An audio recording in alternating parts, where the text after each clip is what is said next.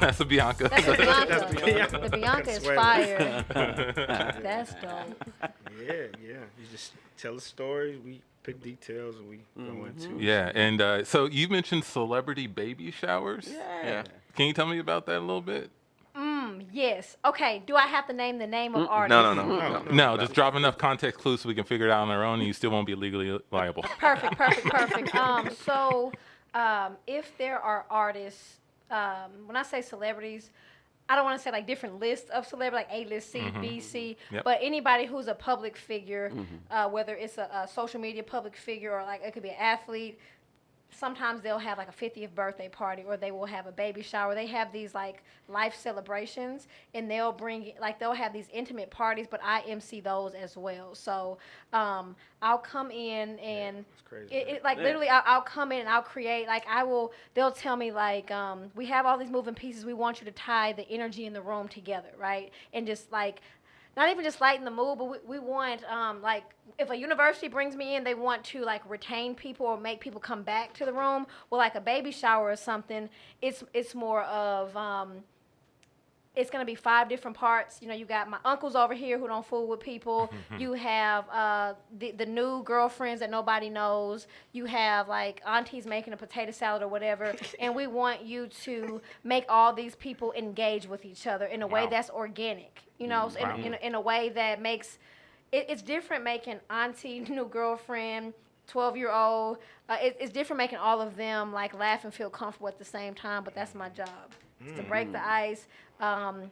Maybe it's like getting 8 people to play the baby shower game, and all of them are like real too cool. Like I don't want to like run with a balloon between my leg and pop it and then put the diaper on the baby blindfolded, and so I have to find a way to make get them to let their guards down so they can like see how we can have fun together. I'm going to ask a quick aside, then I want to get back to the women in the room. Do you guys like those baby shower games? To the women, To the women in the room. I love I've it. been to baby I love them. Yeah. You I love love them. You love them? I've never been to one They're without like- games. Yeah, like I'm not saying that. I love them. I'm just saying the games themselves. You think they're Yeah. a lot of fun? yeah. Cool. Good to know. Back to the story. So what is your go-to move? Like, do you have a go-to move if you are in a room and you see all of these parts that are normally wouldn't like fool with each other? Do you have Right. like, I do this for this occasion, or do you just completely freestyle off the energy? 100% freestyle off the energy. It's so funny. I also host, like, so people who have podcasts, they'll do live shows, and because they're now the artist, they'll bring me in to host their live podcast. I do those often too, and I did one, and it was funny. It was like the group was very opinionated, very harsh group, and it was like a Nigerian group, right? And they were very, very opinionated, and like I come into a room like I'm 10 feet tall, right? I come in the room very confident, moving the pieces right away.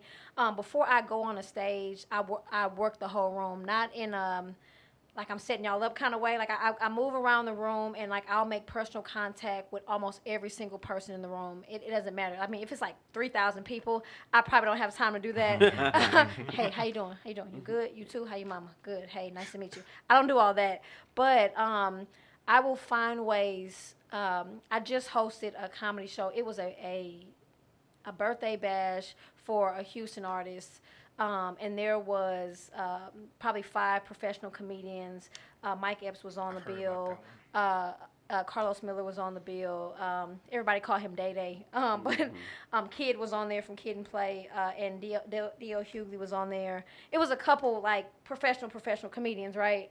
And so I get a call a couple days before. Hey, JJ, you're going to. Need you to open for the show. And like a couple things, like people always send me into these type of shows to do the rules.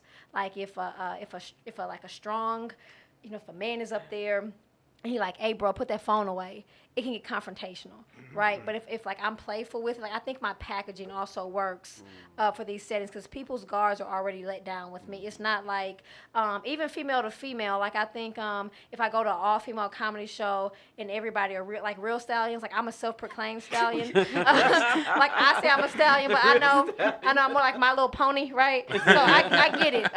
But if I walk in the room and it's all the stallions, that they kind of like doing the woman thing and they're looking each other up and down. They don't even notice I'm a girl. They're just like, okay, JJ's just like energy, so it's not even like, sometimes people can have a wall up, whether it is like a man-to-man thing or whether it's a comic-to-comic thing or if there's like a female-to-female thing or it's so funny. I'm like, I don't know if people put me in either category. I think they just have me like, okay, JJ is like fun. She's energy. There's never any like, I have to watch my back or like guard, like, or I have to, so I can, they'll say, JJ, go on stage and do like, tell people they have to put their phones away. So instead of sending like the big bodyguard up there, they'll put me on there and I'll say, hey, attention everybody in the room. We got a couple things going on. If you have an iPhone, pull it out. Like, so we're going to do pictures at the end. If you have an iPhone, go ahead and put it on airplane mode or put it away. If you have an Android, I have a trash can, go ahead and throw it in the trash can. I'm going to pass it around. And then people are like, oh, and then they clap and they don't even know they're putting their phones away. And like, it's cute. And so I can do things like a little bit more endearing, right? People already...